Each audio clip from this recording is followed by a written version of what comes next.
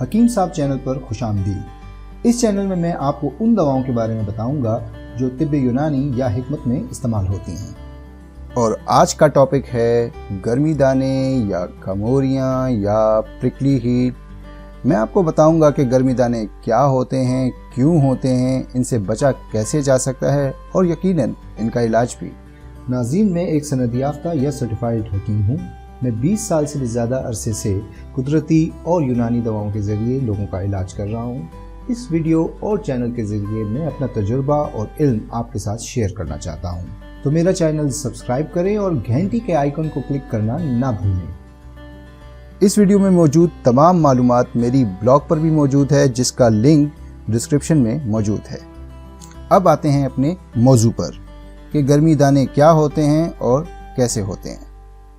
پرکلی heat, جسے سائنسی زبان میں ملیریا روبا یا ہیٹ ریش بھی کہتے ہیں، ایک جلدی بیماری ہے جس میں جلد پر سرخ ریش، سوجن اور چبھتی ہوئی خارش ہوتی ہے۔ ویسے تو یہ جسم کے کسی حصے میں بھی ہو سکتی ہے، لیکن یہ زیادہ تر چہرے، گردن، کندھوں اور سینے پر ہوا کرتی ہے۔ یہ ایک عام سی بیماری ہے جو بنا علاج کے بھی عموماً کچھ دنوں کے اندر ٹھیک ہو جاتی ہے۔ بڑوں کی نسبت یہ گود کے بچوں کو زیادہ ہوا کرتی ہے، کیونکہ ان کے پسینے کے غدود یعنی گلینڈز پوری طرح ڈیولپ نہیں ہوتے، اور اس کے علاوہ ڈائپرز کی وجہ سے انہیں پسینہ بھی زیادہ آتا ہے۔ کاز یعنی وجوہات۔ گرمی دانوں یا گھموریوں کی بنیادی وجہ یہ ہوتی ہے کہ زیادہ پسینہ آنے کی وجہ سے پسینے کے گلینڈز کی نالیاں بند ہو جاتی ہیں، اور جیسا کہ ہم سب جانتے ہیں کہ پسینہ گرمی کی شدت اور حبس یعنی ہیومڈ کی وجہ سے آتا ہے۔ اس لیے زیادہ گرمی اور حبس والے موسم میں یا زیادہ گرم جگہ رہنے سے اور کام کرنے سے گرمی دانے یا گھموریوں کی شکایت ہو جاتی ہے۔ بچاؤ یا پریونشن، یعنی آپ گرمی دانوں یا پرکلی ہیٹ سے بچنے کے لیے کیا کر سکتے ہیں۔ سب سے پہلے تو پسینے سے بچنے کے لیے گرمی اور حبس والی جگہ پر نہ جائیں۔ کھلے اور قدرتی ریشے والے کپڑوں کا استعمال کریں، جیسے کہ کاٹن یا لینن۔ سخت گرمیوں میں ٹھنڈے پانی سے غسل کریں، کم از کم دن میں 2 بار۔ ایسا تیل یا کریم استعمال نہ کریں جو پسینے کے غدود یا گلینڈز کو بند کر دے۔ پانی اور فلوئڈز کا استعمال زیادہ کریں، اور گرم مزاج غذا جیسے بڑا گوشت، انڈے، مسالہ دار غذا وغیرہ کا استعمال نہ کریں۔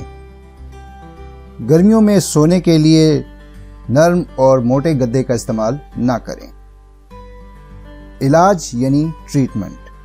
سب سے پہلے تو وہ تمام احتیاطیں جو کہ میں بتا چکا ہوں، یعنی کہ گرمی سے بچنا، کھلے کپڑے کا پہننا، روزانہ غسل کرنا، پانی کا زیادہ استعمال کرنا وغیرہ ضرور کریں۔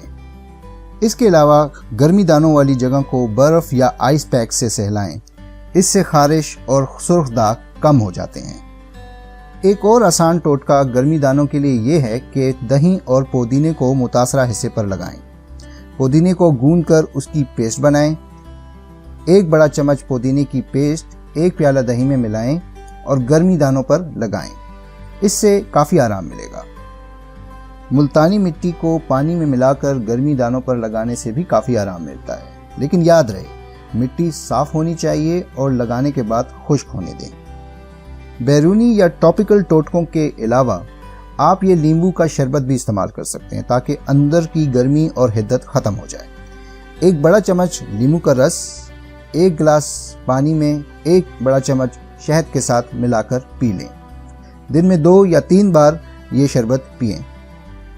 امید کرتا ہوں کہ یہ تمام معلومات آپ کے لیے کافی مفید ثابت ہوگی۔